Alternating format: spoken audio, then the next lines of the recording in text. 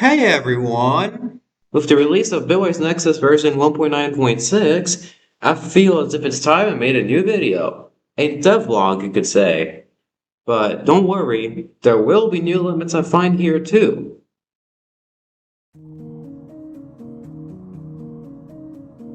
This part will be dedicated to all the changes that 1.9.6 brought, along with potential plans for the future. So, first off, there are now biomes in the game. The first and most common one is the one we all know and love. The one that existed since the dawn of time for this game. That is, the plains. It has a grass top with dirt below, and trees that spawn occasionally. The second one is the desert, which is made out of sand, and has nothing on top of its surface, but the most complex and final biome being the snow biome, that's different. It has ice spires occasionally, and is made out of snow, except for if the biome is very large, in which case there will be some sort of core in the center that's made out of ice. But what is ice? Well, this brings us to the next section. There's new blocks in the game now, with the placeholder blocks, or the blocks that you find by pressing E in game, replaced with something else. Magma hasn't changed, but here's some descriptions about these new blocks. First off, we have dynamite, which, as you could have guessed, explodes. You can change how much it explodes with the F10 menu, the maximum value being 127, as it's a byte or an 8-bit integer. Next, we have topaz and emerald. These are still placeholders, potentially being replaced in the future, as they serve no purpose other than just forming the rainbow in the hotbar. Then, we have ice. I have tried and tried, yet I couldn't make the ice slippery like I wanted. Sorry, we'll have it next time. Anyways, it's used for the ice spires and ice core in the snow biome. And speaking of that, the last two blocks are snow and sand. Nothing special about them. Another thing I did was make the world have a fixed world seed, so that even if you reload the game, if you have saved your coordinates in, a notepad, you can revisit those coordinates and have the same terrain generation. This makes it so that when you save your correct chunks and then reload the world later, you won't have any weird chunk borders. And finally, blocks are 64-bit, so you can travel to beyond the 32-bit integer limit and still play around with full blocks.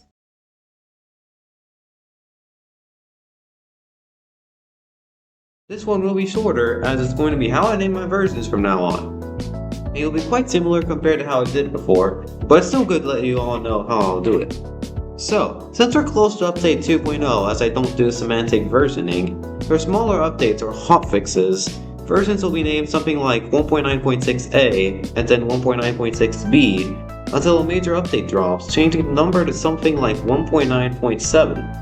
The reason why I'm doing this is because I don't want 2.0 to be a small update, especially since the first number has never been changed before. Anyways, for the last thing, here's how updates work.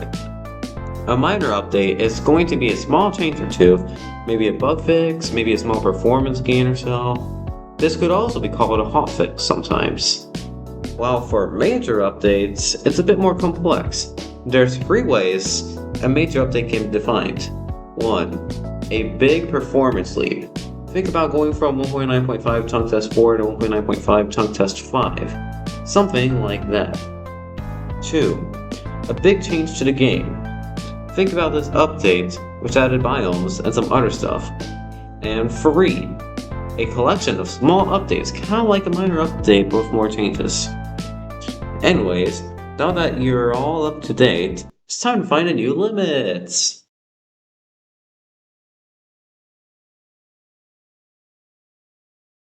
Let's start off strong and immediately go to the 32-bit integer limit. We'll be on the x-axis for now. When we get there, nothing looks off. It's as if we were anywhere else in the world. Maybe 1 trillion? Nope, still nothing. Even at this point, blocks are still precise with a precision of 0.00122070312 or 1 over 8,192, which happens ever since 2 to the 39th power, or 549,755,813,888. Ooh, that was a lot. But now, let's go to 100 trillion. If you go against a block when facing the z direction, if you angle yourself close to the z cardinal direction, your x-axis won't move. If you look at the blocks on the x-axis, there's a tiny gap that can be seen. If you look toward the z-axis, you can see how the block sides don't look right. Precision is now 0.015625, or 1 over 64. Even here, things can get much crazier. Going to 1 quadrillion, I don't even need a calculator to know what the precision is. The precision is now 0.125, or simply set as 1/8. With the relative power of 2 axis being, oh great, 562,949,953,421,312, or 2 to the 0.9 power. Everything that doesn't rely on doubles, which is pretty much everything except the renderer, still works perfectly fine. But let's talk about the renderer, shall we? At this point, blocks are starting to be unrecognizable. If you go far away enough on the z-axis and face blocks on the z-axis, it looks like the horizontal sides of the blocks grow slightly larger. If you look far away, this happens. I'm not sure how to describe this other than rays being limited by precision loss. Oh yeah, and movement partly doesn't work. If you want to move without flying, you have to sprint and press both W and D to go diagonally, as that gives a speed boost of approximately the square root of 2, or 1.414. But now, 10 quadrillion. This is insane. Precision is now 2, meaning single blocks don't even exist anymore. Blocks have fully broken down, and so have textures. Going to 100 quadrillion, and even 1 quintillion, not much happens anymore. It almost seems peaceful now. You can't keep going and you're gonna have a fun time? Oh, right. Yeah, so when you go to 9 quadrillion, 223 quadrillion, 372 trillion, 36 billion, 854 million, 775,808, or 2 to the 63rd power. Some weird things happen. Nothing much, just that dynamite doesn't work now, and that the looking at statistic is capped. Yeah. This is the world now. Anywhere you go beyond, as long as it's the axis you've been traveling on, we'll have the same blocks. Watch. Technically, unlike most Minecraft clones, this world is actually infinite. Although I already proved this in the previous Bitwise Nexus video. Make sure to give that a watch. Anyways, now that there's proper 64-bit blocks, going on both axes will also be interesting. I won't repeat all of the same precision nonsense, just the coordinates. Visuals are already enough. Our first top is 1 trillion. Nothing much happens here. It's just like the regular world. And then 100 trillion. Blocks are starting to break down, but it's not too bad. You can still break in place, have different biomes, save the game, but when you go up and look down, it almost seems like the pixel density lowers, making it look like as if we're close to the ground, yet you're still high up. Where it really gets bad is 1 quadrillion. If your y-axis is a whole number, the ground can look like 8x8 or 4x4 textures. Having decimals though, everything falls apart. Flying up and looking down is very trippy. It almost seems like height doesn't exist anymore. Seriously, I challenge you. Try to determine when you think you'll hit the ground. You'll probably be wrong a lot of the time. Now, 10 quadrillion. Just what? I don't even know what I'm looking at anymore. 1 quintillion. On the cardinal directions, there's still some stuff going on, but for the most part, it's now just 1 pixel for the entire floor. Seriously, go to something like 100 quintillion. It's just a floor now.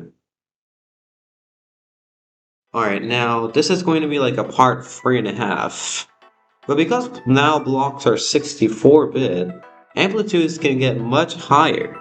Remember those? Well, let's not set it to just 1,000, but let's set it to 1,000,000.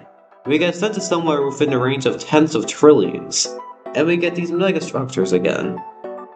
Setting the amplitude to 10 million, we get this. At first, if you're not flying, you won't fall. But after a bit, you start falling. When hovering over a block, the further away you are, the more vertically stretched it gets. Anyways, let's go to a quadrillion on all 3 axes. When you spawn, you notice how weird blocks are. Jumping results in a similar phenomenon as what we found in the Cosmic Reach video. Anyways, let's get moving. Let's set the amplitude to 5 million and set our coordinates back to 1 quadrillion. Where we find ice? How? Digging under it, you find stone, which eventually turns to slate, which eventually turns to magma. Anyways, blocks are super weird, just like we saw before. Although setting the axis to 1 quintillion but leaving the y unchanged. It seems that at a nicely rounded increment, like 1 quintillion itself, there's a different block below you, otherwise it's either air or magma.